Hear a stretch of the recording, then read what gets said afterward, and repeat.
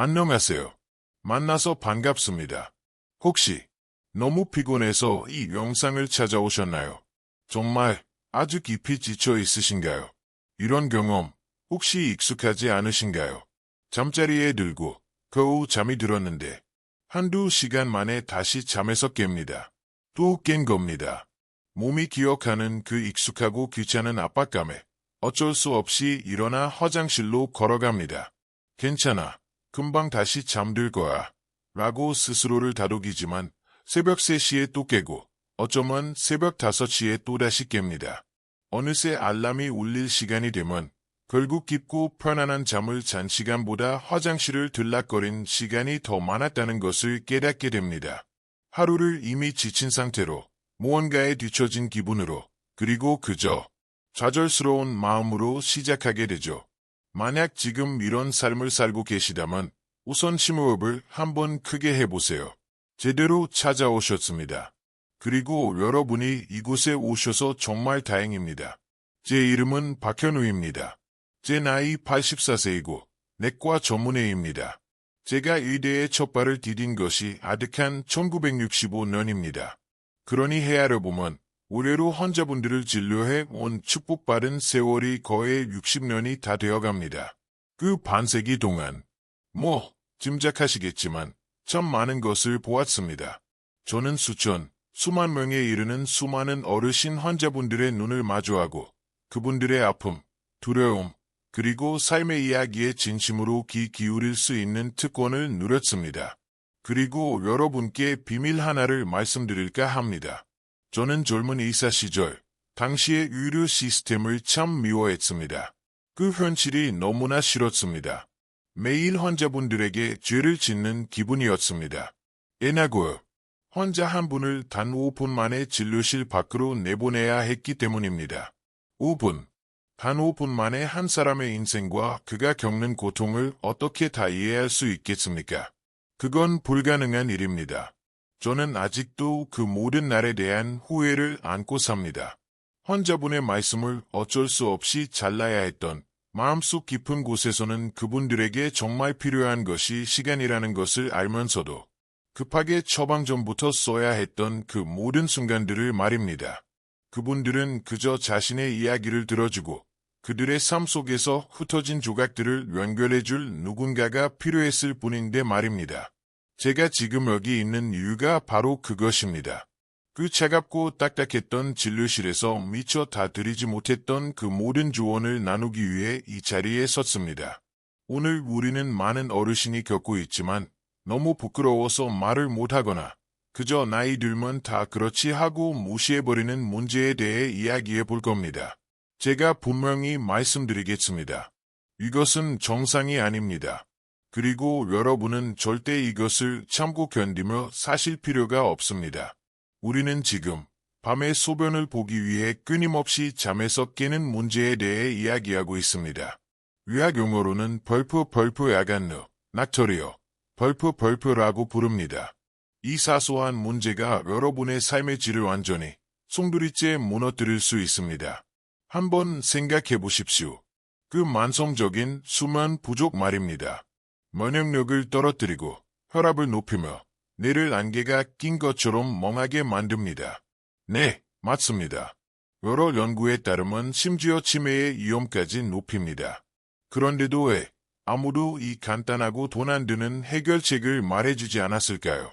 병원에서는 언제나 처방전을 주거나 비싼 검사를 권합니다.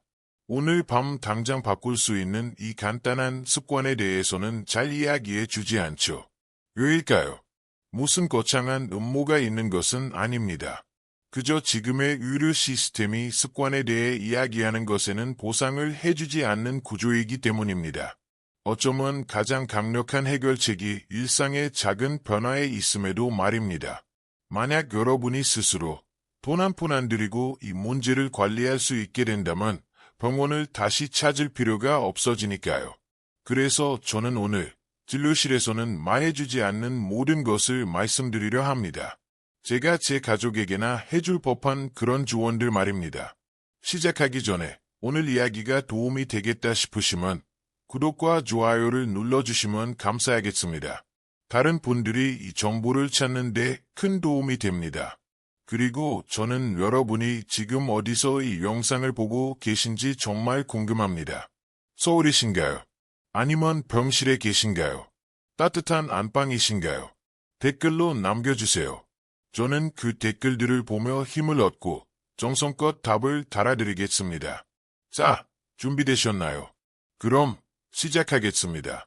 1. 저녁 6시. 수분 섭취를 차단하십시오. 첫째로, 우리는 우리 몸의 배관 시스템에 대해 이야기해야 합니다. 세계보건기구 WHO에 따르면 65세 이상 인구의 무려 40%가 이 야간의 고통을 경험하고 있다고 합니다.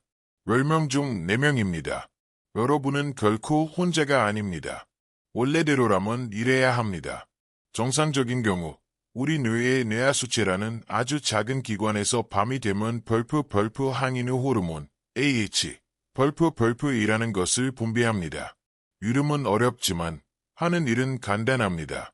신장, 콩팥에 이제 속도를 줄이라는 신호를 보내는 겁니다. 자, 이제 공장 문 닫을 시간이야. 소변 그만 만들어 하고 말이죠. 마치 수도꼭지를 잠그는 것처럼요.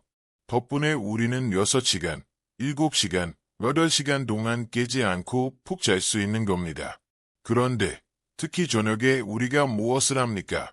우리 몸에 물을 들이붓습니다. 과도한 수분, 특히 잘못된 종류의 수분을 섭취하면 이 호르몬의 효과가 완전히 무력화됩니다. 여러분은 기본적으로 그 작은 기관에 대고 신경 쓰지 마. 공장 계속 돌려. 최대 생산이라고 외치고 있는 겁니다. 아마 이렇게 생각하실 겁니다. 박사님, 저녁 먹고 마시는 커피 한 잔, 아니면 녹차 한 잔이 무슨 문제겠어요? 하지만 문제는 이것입니다. 카페인은 이뇨제입니다. 신장을 자극하죠. 알코올도 정확히 똑같은 작용을 합니다. 저녁 식사 때 곁들이는 그 와인 한 잔, 맥주 한 잔, 그것이 바로 새벽 2시에 당신을 화장실로 달려가게 만드는 주범입니다. 하지만 눈에 보이는 것만이 다가 아닙니다. 저녁 식사를 생각해보세요. 뜨끈한 국물 요리를 드시진 않나요? 후식으로 과일은 어떠신가요? 많은 분이 건강에 좋다고 생각하시지만 수박, 포도, 배처럼 수분이 많은 과일은 사실상 고체로 된 물이나 마찬가지입니다. 그러니 이것이 첫 번째 원칙이자 모든 것의 기본입니다. 저녁 6시 이후로는 물, 국물, 차, 술, 그리고 수분 많은 과일의 섭취를 최소화해야 합니다. 벌써 박사님, 그럼 목마르면 어떡해요? 입이 바싹바싹 마르는데요. 하는 질문이 들리는 듯합니다. 저도 그 마음 압니다. 저도 그러니까요. 하지만 입이 마른 것과 몸 전체가 수분이 부족한 것은 다릅니다. 제가 2가지 간단한 비결을 알려드리죠. 첫째, 작은 얼음 조각 하나를 입에 물고 천천히 녹여 드세요. 오랫동안 입안을 촉촉하게 하면서 내는 물을 마셨다고 착각하게 만들 겁니다. 혹은 제가 개인적으로 가장 좋아하는 방법인데 그냥 시원한 물로 입을 헹군 다음 꿀꺽 삼키지 말고 뱉어내세요. 이 방법은 우리 몸에 물을 들이붓지 않으면서도 입 마름을 즉시 해결해줍니다. 그렇다고 물을 마시지 말라는 뜻은 절대 아닙니다. 절대 아닙니다. 물은 생명입니다. 하루 1.5리터에서 2리터의 물은 마셔야 합니다. 하지만 그 물을 낮에 적재해야 합니다. 여러분의 물 섭취를 오전 10시부터 오후 4시 사이에 집중하세요. 낮에 몸이 활발하게 움직일 때 모두 처리할 수 있도록 말입니다. 그리고 벌컥벌컥 마시지 마시고 조금씩 나눠 드세요. 자, 여기서 아주 중요한 경고 말씀 하나 드리겠습니다. 이 조언은 일반적인 분들을 위한 것입니다. 만약 여러분이 신부전증이나 신부전 혹은 당뇨병 같은 기저질환이 있으시다면 수분 관리는 훨씬 더 민감하고 복잡한 문제입니다. 반드시 담당 주치의와 상의하신 후에 조절하셔야 합니다. 제발 혼자서 관리하려 하지 마십시오. 이 당신의 다리가 제2의 방광일 수 있습니다. 지금부터 말씀드릴 내용은 어쩌면 오늘 이야기 중 가장 중요한 것일지도 모릅니다. 이것은 거의 아무도 심지어 대부분의 의사조차도 연결해서 생각하지 못하는 퍼즐의 한 조각입니다. 당신의 다리가 제2의 방광 역할을 할 수 있다는 사실 알고 계셨습니까? 서울대학교 병원에서 진행한 한 흥미로운 연구에 따르면 심각한 다리 부종, 부기, 이 있는 환자의 72%가 심각한 아간뇨를 함께 겪고 있었다고 합니다. 도대체 다리가 붓는 것과 밤에 소변을 보는 것이 무슨 상관이 있단 말입니까? 전혀 관계없어 보입니다. 하지만 그 둘의 연관성은 아주 깊고 그 과학적 원리는 의외로 간단합니다. 한번 생각해보세요. 낮 동안 우리는 앉아있거나 서 있습니다. 중력은 끊임없이 작용하며 우리 몸의 수분을 아래쪽, 즉 다리의 연조직으로 끌어내립니다. 우리 다리는 마치 스펀지처럼 온종일 그 여분의 수분을 천천히 빨아들입니다. 그런데 밤이 되면 어떻게 되죠? 우리는 눕습니다. 수평이 됩니다. 갑자기 중력의 영향이 사라집니다. 그러면 낮 동안 당신의 다리에 갇혀있던, 고여있던 그 모든 수분이 갈 곳이 없어져 다시 우리 혈관 속으로, 혈류로 돌아갑니다. 우리 몸이 그 물을 재흡수하는 겁니다.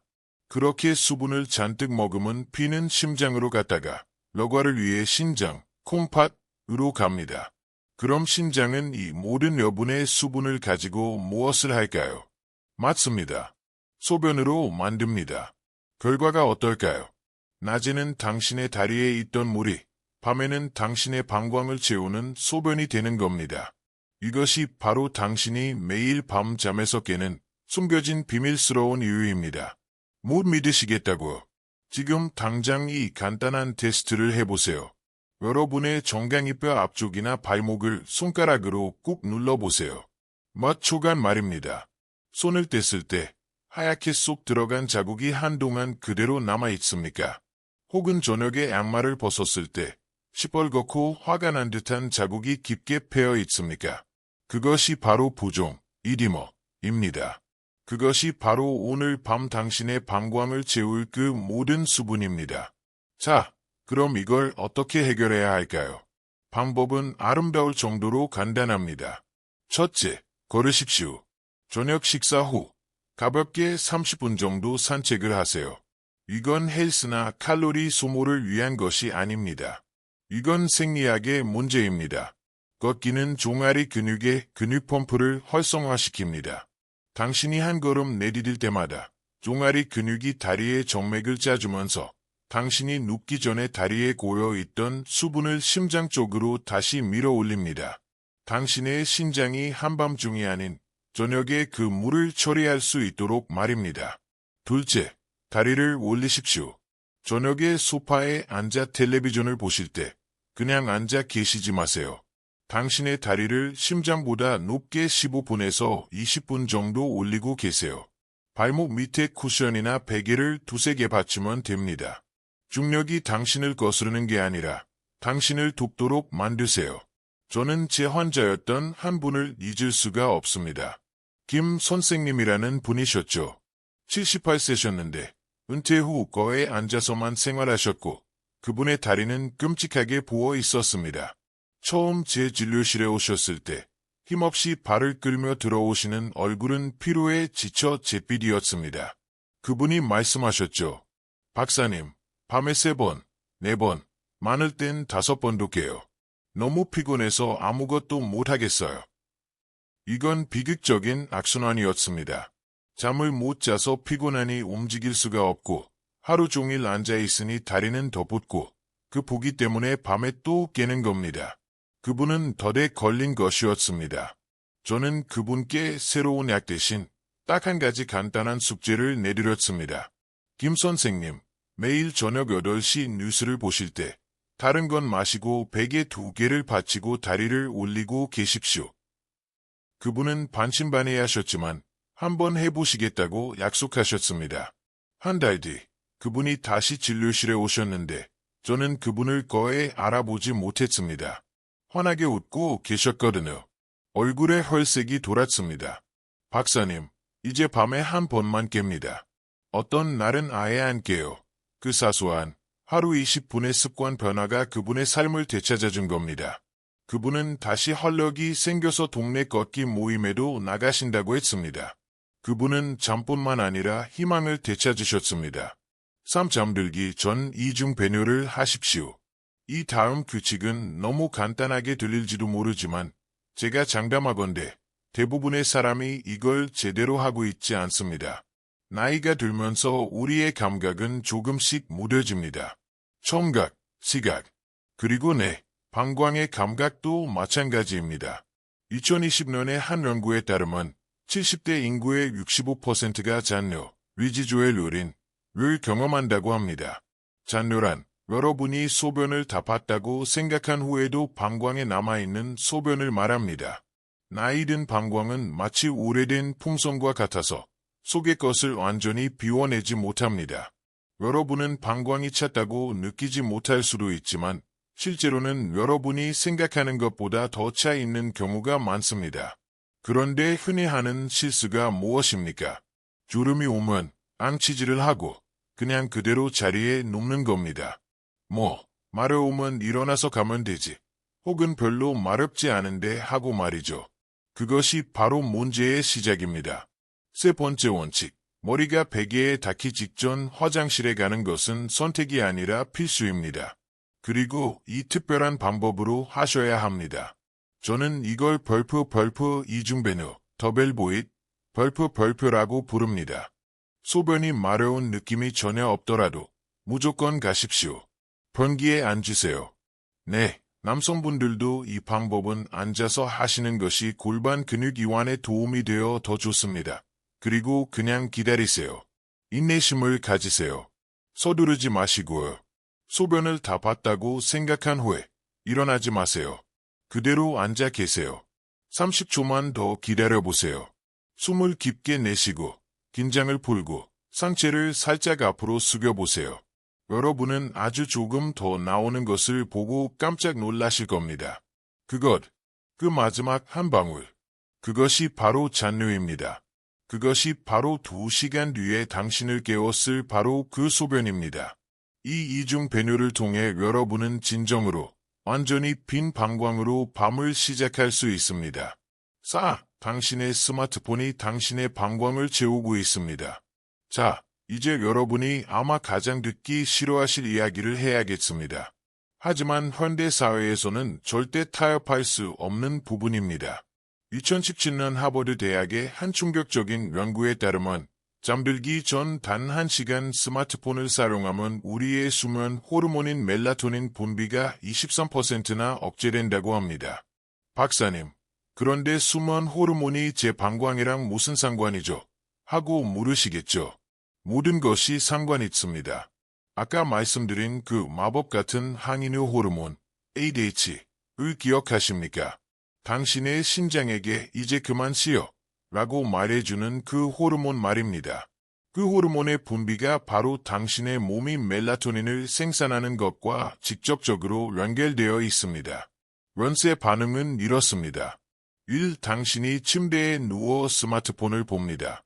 이 화면에서 나오는 그 밝은 블루라이트가 당신의 눈을 통해 뇌에 지금은 낮 12시야. 대낮이라고 라는 신호를 보냅니다. 3. 혼란에 빠진 뇌는 즉시 멜라토닌 생산을 중단합니다. 4. 멜라토닌이 멈추면 우리 몸은 항이뇨 호르몬, ADH, 생산도 멈춥니다. 5. 항이뇨 호르몬이 없으니 당신의 심장은 일어나서 일해 라는 신호를 받고 낮 시간과 똑같은 속도로 소변을 생산하기 시작합니다. 말 그대로 당신의 스마트폰이 물리적으로 당신의 몸에게 방광을 채우라고 명령하고 있는 겁니다. 이게 다가 아닙니다. 엎친 데 덮친 격이죠. 비례의 문제만이 아니라 콘텐츠의 문제도 있습니다. 당신이 잠들기 전에 읽는 스트레스 받는 뉴스 기사, 흥미진진한 영상들, 이런 것들은 스트레스 호르몬을 분비시킵니다. 당신의 뇌를 각성 상태로 만듭니다. 그러니 비든 몸에게 소변을 만들라고 명령하고 내용은 당신을 너무 불안하게 만들어 깊은 잠에 들지 못하게 합니다. 그야말로 최악의 조합입니다. 네 번째 원칙, 잠들기 최소 1시간 전에는 당신의 스마트폰도 잠자리에 들어야 합니다. 그리고 당신의 침실에서 자면 안 됩니다. 거실에서 충전하세요. 부엌에서 충전하세요. 알람이 필요하면 10,000원짜리 전통적인 자명종 시계를 하나 사십시오. 그것이 당신의 건강을 위해 쓴 최고의 10,000원이 될 겁니다. 대신 종이책을 읽으세요. 조용한 음악을 들으세요. 배우자와 대화를 나누세요. 5. 새벽 3시의 습관을 깨뜨리십시오. 이제 마지막 퍼즐 조각입니다. 만약 이 모든 것을 다 잘 지켰는데도 여전히 잠에서 깬다면 어떨까요? 글쎄요. 만약 그것이 방광 문제가 아니라 그저 습관이라면 어떨까요? 2019년의 한 연구에 따르면 라간노 환자의 35%는 잠에서 깼을 때 그들의 방광이 전혀 차 있지 않다고 합니다. 그들의 깨어남은 벌프 조건화된 반응 벌프이라는 겁니다. 파블로프의 종을 생각해보세요.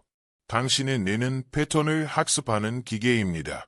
지난 몇 달 혹은 몇 년간 당신은 새벽 3시에 깨서 즉시 화장실에 갔습니다. 당신의 뇌는 이 패턴을 학습했습니다. 새벽 3시에 깬다와 화장실에 간다를 하나의 세트로 연결시킨 겁니다. 머지않아 뇌는 방광이 멀쩡하더라도 그냥 습관적으로 새벽 3시에 당신을 깨우기 시작합니다. 마치 알람 시계처럼요. 그래서 해결책은 이겁니다. 다음번에 한밤중에 잠에서 깼을 때 벌떡 일어나지 마세요. 가만히 누워 계세요. 심호흡을 몇 번 깊게 하세요. 부드럽게 당신의 아랫배에 손을 얹어보세요. 신체 스캔을 해보는 겁니다. 방광이 정말로 고통스럽게 꽉 찼습니까? 소변이 마려운 느낌이 당신에게 소리를 지르고 있습니까? 만약 그렇다면 당연히 일어나서 가셔야 합니다. 하지만 만약 그 느낌이 그냥 글쎄 강력한 충동이 아니라 이왕 깼으니까 혹시 모르니 그냥 다녀올까 하는 정도라면 그것이 바로 습관입니다. 만약 그저 습관인 것 같다면 저는 당신이 그냥 눈을 감고 자세를 바꾸고 다시 잠을 청해보시길 권합니다. 당신의 뇌를 재훈련시키는 겁니다. 다시 한번 중요한 경고를 드립니다. 이건 인내력 테스트가 아닙니다. 정말 마려운데 억지로 참으라는 뜻이 아닙니다. 특히 요로 감염병력이 있거나 전립선 문제가 있는 분들은 절대 무리하게 참으시면 안 됩니다. 이것은 단지 혹시나 해서 가는 습관을 점검해보라는 뜻입니다. 당신의 새로운 삶이 오늘 밤부터 시작됩니다. 자, 이제 모든 것을 말씀드렸습니다. 당신의 깊은 잠을 위한 새로운 삶입니다. 5가지 핵심을 다시 검토해 볼까요? 1. 저녁 6시 이후 수분 섭취 중단하기. 2. 다리의 수분, 부기, 저녁에 빼주기, 걷고, 올리기. 3. 잠들기 전 이중배뇨로 방광 완전히 비우기. 4. 스마트폰은 침실 밖에 두고 일찍 재우기. 5. 습관성 깨어남인지 확인하고 재훈련하기. 제 나이 84세지만 저는 매일 아침 맑은 정신으로 일어납니다. 밤에 깊이 자기 때문입니다. 제가 지쳐서 비몽사몽한다면 저는 제 일을 할 수도, 여러분을 위해 이 자리에 설 수도 없습니다. 이것이 바로 제가 지키며 사는 규칙들입니다. 여러분도 할 수 있습니다. 나이는 핑계가 될 수 없습니다. 하지만 제발 5가지를 한꺼번에 다 하려고 하지 마세요. 그건 부담스럽습니다. 저는 여러분이 성공하시길 바랍니다. 딱 하나만 골라보세요. 어쩌면 오늘 밤 당신의 유일한 목표는 저녁 6시 이후에 물을 마시지 않는 것일 수도 있습니다. 그것뿐입니다. 그것이 습관이 되면 그 다음에 다리 올리기를 추가하세요. 여러분의 과정을 기록해보세요. 그리고 만약 이 모든 것을 몇 주간 성실하게 실천했는데도 아무런 개선이 없다면 그것은 여러분의 몸이 보내는 매우 중요한 신호입니다. 그때는 병원에 가야 합니다. 수면 무호흡증, 당뇨, 혹은 전립선 문제와 같이 치료가 필요한 다른 원인이 숨어 있을 수도 있습니다. 건강은 복잡하지 않습니다. 마법의 아락에서 발견되는 것이 아닙니다. 건강은 작고 단순한 매일의 습관이라는 토대 위에 지어집니다. 이것을 현실로 만들기 위해 저는 여러분이 약속을 하나 해주셨으면 합니다. 당신 자신에게 그리고 저에게 하는 약속입니다. 지금 당장 댓글창에 가서 여러분이 오늘 밤 당장 실천할 단 한 가지 규칙을 적어보세요. 밤 9시 이후 스마트폰 금지 혹은 잠들기 전 이중 배려 실천처럼 말입니다. 이렇게 글로 적는 행위는 당신의 뇌에 강력한 신호를 보냅니다. 그것을 현실로 만듭니다. 이것은 여러분의 선택입니다. 남은 노년을 피곤에 지쳐 누군가에게 의존하며 보내시겠습니까? 아니면 매일 스스로 산책하며 건강하고 활기차고 생기 넘치는 삶을 보내시겠습니까?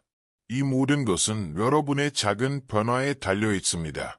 여러분의 귀한 시간과 저에 대한 신뢰에 깊이 감사드립니다. 만약 이 영상이 도움이 되셨다면 여러분이 사랑하는 가족들과 소중한 분들께 공유해서 다 함께 건강한 삶을 누릴 수 있도록 알려주세요. 부디 건강하시고 행복하십시오. 감사합니다.